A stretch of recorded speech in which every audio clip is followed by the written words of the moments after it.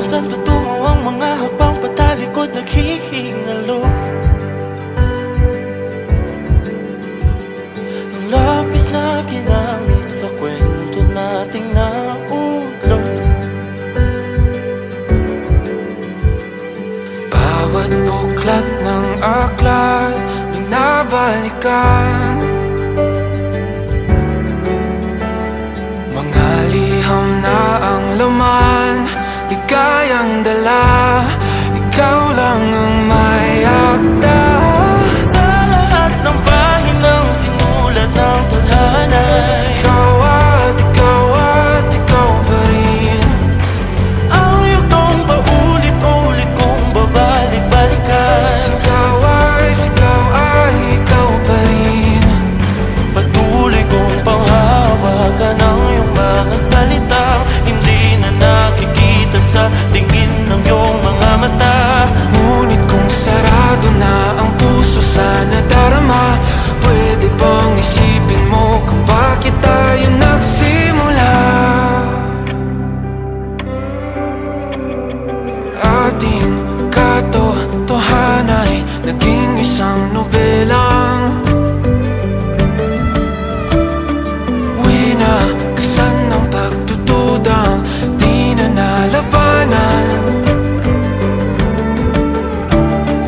Nais na maramdaman muli kung paano isulat ang pangalan mo.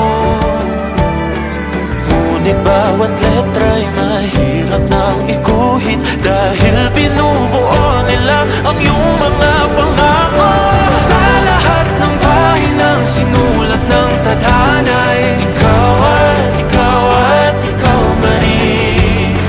Ang yugtong paulit-ulit kong mabalik-balikan. Sigaw ay ikaw pa rin. Simula sa wakas na di matuklasan, babalik kung saan di na natagpuan ng mga matang nakatanaw sa umpisa ng yugtong di na sana naisulat pa. Simula sa wakas na di matuklasan, babalik kung saan di na natagpuan ang mga matang nakatanaw sa umpisa ng yugtong di na sana naisulat pa.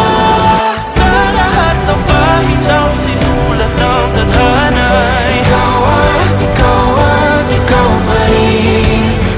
Ang yugtong paulit-ulit kong babalik-balikan. Sigaw ay ikaw pa rin. Patuloy kong panghahawakan ang iyong mga salita, di na nakikita sa tingin ng iyong mga mata.